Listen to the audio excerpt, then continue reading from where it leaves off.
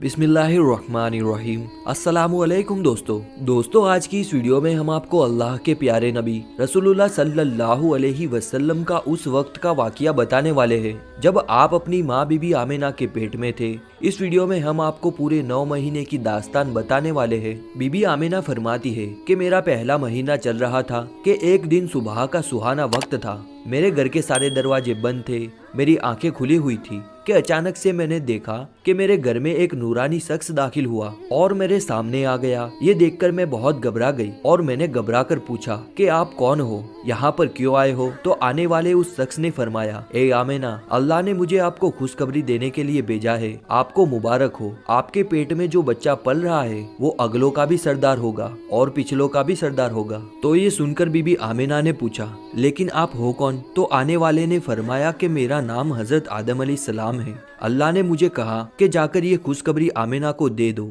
मैं हमेशा के लिए तुमसे राजी हो जाऊंगा। प्यारे दोस्तों, बीबी आमिना फरमाती है कि उसके बाद मेरा दूसरा महीना शुरू हुआ। वही सुबह का सुहाना वक्त था, घर के सारे दरवाजे बंद थे कि अचानक से एक और नूरानी चेहरा मेरे सामने आया। पहला वाला नूरानी चेहरा अलग चमक रहा था जो हजरत आदम अलैहिस्सलाम का था, तो अब वाला चेहरा उससे ज्यादा चमक रहा था। मैंने घबरा कर पूछा, आप कौन हो? तो आने वाले नूरानी शख्स ने फरमाया, ए आमिना, खुश हो जाओ, तुम्हारे पेट में जो बच्चा पल रहा है अल्लाह उसको पूरी दुनिया के लिए रहमत बनाने वाला है। तो बीबी आमिना ने पूछा, लेकिन आप कौन हो? तो आने वाले शख्स ने फरमाया कि मेरा नाम हजरत नूह अलैहिस्सलाम है। अल्लाह ने मुझसे कहा है कि ए नूह, जाकर आमिना को ये खुशखबरी दे दो, हम जन्नत में तुम्हारे लिए रास्ता बनाते रहेंगे। दोस्तों, बीबी आमिना फरमाती है कि उसके बाद जब तीसरा महीना शुरू हुआ वही मंजर था। सुबह का सुहाना वक्त था, घर के सारे दरवाजे बंद थे। अचानक से एक और नूरानी चेहरा मेरे सामने आ गया। इस बार मैंने बगैर घबराए हुए कहा कि कहो, क्या बसारत देने आए हो? तो आने वाले नूरानी इंसान ने फरमाया कि ए आमिना, तुम्हारे पेट में जो बच्चा पल रहा है उसका मुकाम बहुत ज्यादा ऊंचा होगा। कयामत के दिन वो जिसकी तरफ इशारा करते जाएंगे अल्लाह उनके गुनाहों को माफ करते जाएंगे। तो बीबी आमिना ने पूछा, लेकिन आप कौन हो? तो आने वाले ने फरमाया कि मेरा नाम हजरत सीस अलैहिस्सलाम है। दोस्तों, बीबी आमिना फरमाती है कि उसके बाद मेरा चौथा महीना शुरू हुआ। वही सुबह का वक्त था कि अचानक से एक और नूरानी चेहरा मेरे सामने आ गया और कहने लगा, ए आमिना, खुश हो जाओ, तुम्हारे पेट में जो बच्चा पल रहा है वो अल्लाह का आखिरी नबी है। इसके बाद में इस दुनिया में कोई दूसरा नबी नहीं आने वाला है। तो बीबी आमिना ने पूछा, लेकिन आप कौन हो? तो जवाब मिला कि मेरा नाम हजरत इदरीस अलैहिस्सलाम है। दोस्तों, बीबी आमिना फरमाती है कि उसके बाद मेरा 5वां महीना शुरू हुआ। वही सुबह का वक्त था, घर के सारे दरवाजे बंद थे कि अचानक से एक नूरानी चेहरा मेरे सामने जाहिर हो गया और कहने लग गया, ए आमिना, खुश हो जाओ, तुम्हारे पेट में जो बच्चा पल रहा है वही दुनिया का सरदार होगा और नबियों का सरदार होगा और इस बच्चे से बढ़कर कोई पाक दामन नहीं होगा।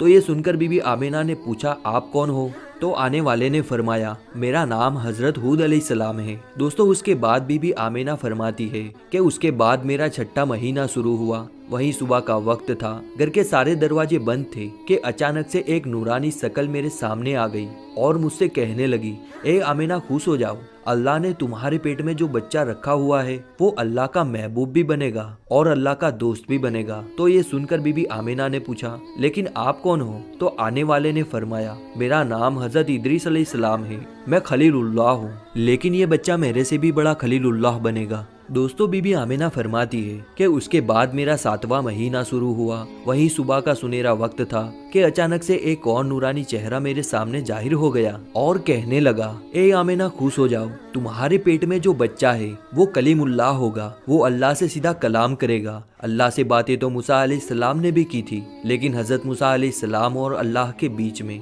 70,000 पर्दे थे, लेकिन तुम्हारा ये बच्चा जब अल्लाह से बातें करेगा तो कोई भी पर्दा नहीं होगा। तो ये सुनकर बीबी आमिना ने पूछा, लेकिन आप कौन हो? तो आने वाले ने फरमाया कि मेरा नाम हजरत इस्माइल अलैहिस्सलाम है। दोस्तों, बीबी आमिना फरमाती है कि उसके बाद मेरा 8वां महीना शुरू हुआ। वही सुबह का वक्त था, घर के सारे दरवाजे बंद थे कि अचानक से एक नूरानी चेहरा मेरे सामने जाहिर हो गया और कहने लगा, ए आमिना, खुश हो जाओ, तुम्हारे पेट में जो बच्चा है वो मुर्तजा होगा, वो मुस्तफा होगा, जिसे अल्लाह राजी होगा। तुम्हारे पेट में जो बच्चा है उसको अल्लाह ने साफ सुथरा बनाया है ये सुनकर बीबी आमिना पूछने लगी कि आप कौन हो? तो जवाब में आया कि मैं हजरत मूसा अलैहिस्सलाम हूँ। दोस्तों, बीबी आमिना फरमाती है कि उसके बाद मेरा 9वां महीना शुरू हुआ। वही सुबह का वक्त था कि अचानक से एक नूरानी चेहरा मेरे सामने आ गया। इस बार नूरानी चेहरा मेरे सामने आया, वो ऐसे आया कि जैसे वो अभी गुसल करके आया हो। उसके बाल मुबारक से पानी की कतरे टपक रही थी। आने वाले ने फरमाया, ए आमिना, खुश हो जाओ, तुम्हारे पेट में जो बच्चा पल रहा है वो तमाम इंसानों का सरदार होगा, जिन्नातों का सरदार होगा, फरिश्तों का भी सरदार होगा, और यही नहीं कि वो तमाम नबियों का भी सरदार होगा। तो ये बात सुनकर बीबी आमिना ने फरमाया, लेकिन आप कौन हो? मेरा नाम हजरत ईसा अलैहिस्सलाम है। मैं एक नबी था और इस नबी का उम्मती भी हूँ। इसी तरह से दोस्तों, अल्लाह के पैगंबर हजरत मोहम्मद मुस्तफ़ा सल्लल्लाहु अलैहि वसल्लम जब अपनी माँ बीबी आमिना के पेट में थे तो एक रोज आपकी दादी ने आपके दादा को इशारा करके बुलाया और कहने लगी, क्या आपको पता है कि ये बहू आमिना बहुत महंगा इत्र लगाती है? मैं तो बड़ी परेशान हो चुकी हूँ, जरा आप आमिना से इस बारे में पूछिए। ये सुनकर आपके दादा ने कहा कि इस बारे में तुम ही पूछ लेती, तूने क्यों नहीं पूछा? तो आपकी दादी ने कहा कि मैं आपको क्या बताऊं, मैंने कई मर्तबा कोशिश की, लेकिन मैं जब भी आमिना के सामने जाती हूँ उसका नूरानी चेहरा देखकर मैं खामोश हो जाती हूँ। आमिना के चेहरे पर इतनी चमक आ गई है कि मैं कुछ भी पूछ नहीं पा रही हूँ। आप ही जाकर पूछ लीजिए। ये सुनकर आपके दादा ने कहा कि तू तो औरत है, घर में रहती है, लेकिन मैं तो मर्द हूँ, घर के बाहर रहता हूँ, मक्का में कुरैश का सरदार हूँ। जो भी मुझसे मिलता है तो पूछता है, अब्दुल मुत्तलिब, तुम्हारे घर में इतनी इत्र की बारिश कहाँ से हो रही है? और हाँ, एक बात और है कि इत्र की खुशबू भी वहीं से आती है जहाँ आमिना जाती है। अगर आमिना रसोई घर में जाती है तो खुशबू वहाँ से आती है, अगर गुसल खाने में जाती है तो खुशबू वहाँ से आती है, और ये थूकती है तो खुशबू वहाँ से आती है। और ये कोई मामूली इत्र की खुशबू नहीं है, ये कोई इराक या मिस्र का इत्र नहीं है, ये कोई खासी इत्र है। उसके बाद आपके दादा अब्दुल मुत्तलिब ने हिम्मत करके आमिना को बुलाया और कहने लगे, बेटी आमिना, तुझे पता है कि मैं कुरैश का सरदार हूँ, मैं खाने काबा का मुतवल्ली हूँ, बड़ी इज्जत वाला हूँ। मैं जहाँ भी जाता हूँ लोग मुझसे पूछते हैं कि ए अब्दुल मुत्तलिब, तेरे घर से इत्र की खुशबू कहाँ से आ रही है? बेटी आमिना, एक बात बताओ, मैं तो इत्र नहीं लगाता, तुम्हारी माँ ये इत्र नहीं लगाती, तो ये इत्र तू लाती कहाँ से है? तो ये सुनकर बीबी आमिना की आंखों में आंसू आ गए और कहने लगी, अब्बा जान, अब मैं आपको क्या बताऊं, मैंने अपनी सारी जिंदगी में कभी कोई इत्र नहीं लगाया है, मुझे अच्छे और बुरे इत्र की पहचान भी नहीं है, और मैंने आज तक किसी इत्र वाले से इत्र नहीं खरीदा है। लेकिन अब्बा जान, मैं आपको एक बात बताऊं। उसके बाद बीबी आमिना ने अपने पेट पर हाथ रखते हुए कहा, अब्बा जान, ये सब इस आने वाले मेहमान की बरकत है, आपने तो सिर्फ ये खुशबू महसूस की है। अगर मैं आपको कुछ और बताऊं, आप मुझे दीवानी कहोगे। ये सूरज कई मर्तबा मुझको सलाम करता है,